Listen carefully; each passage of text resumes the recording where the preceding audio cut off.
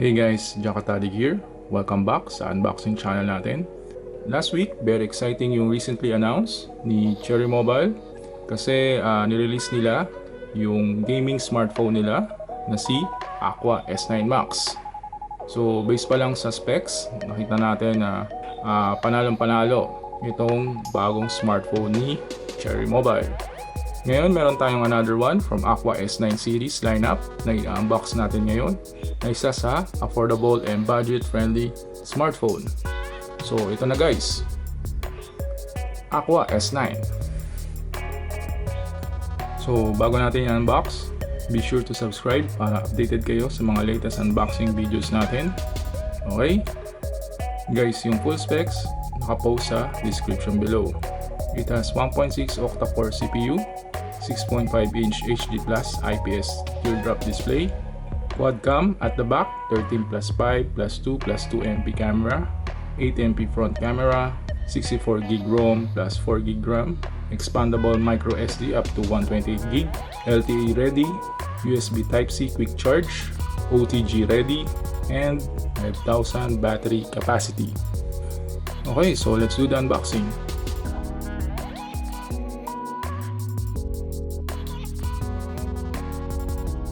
Aqua S9 smartphone, charger, USB Type-C cable, headset, SIM injector, case, and quick user guide. Next, check natin physically. As for handling, very compact in design. Yung back housing hindi na fingerprint magnet unlike from Flare S8.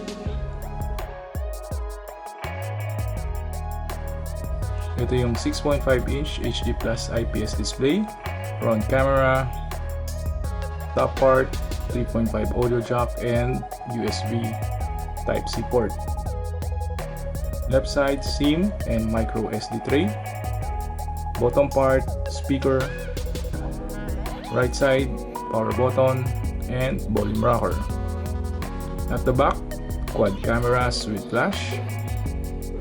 So, sa mga nagtatanong kung nasaan yung fingerprint scanner, yes, wala pong fingerprint scanner itong si Aqua S9.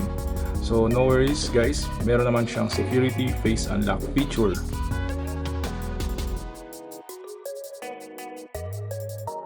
Actually, Aqua S9 comes with 5 colors. Yung gamit natin ngayon is black, jade green,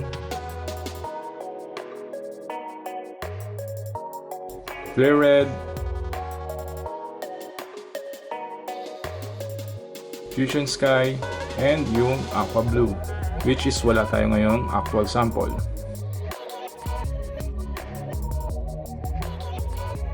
Next, check natin UI.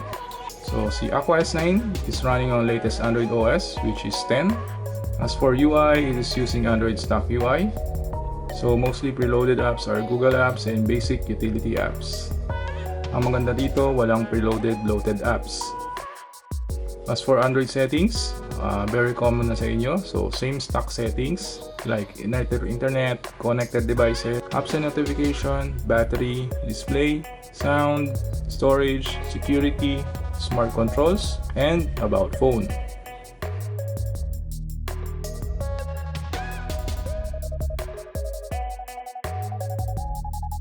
As for camera UI, it's using Google Camera UI.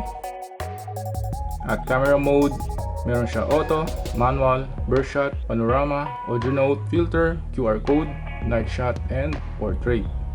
For video recording naman, meron siyang time-lapse, slow motion, and night shot record.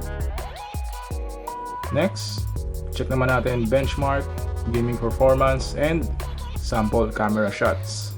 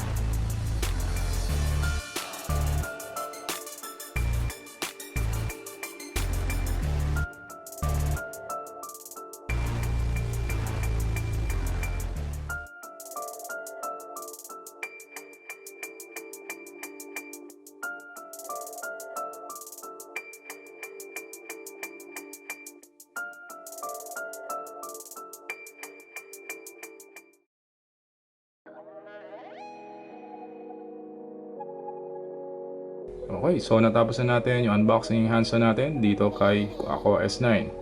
So para sa akin, kung naghahanap ka ng affordable and budget smartphone ngayon bago matapos ang taong 2020, ito na sulit itong si Aqua S9. Kita naman natin pagdating sa specs, Octa-core CPU, 5 cameras, big internal storage, big memory RAM, at syempre meron din siyang 5,000 battery capacity na based sa actual usage ko, nag-last siya ng at least 1.5 day bago ko i-charge.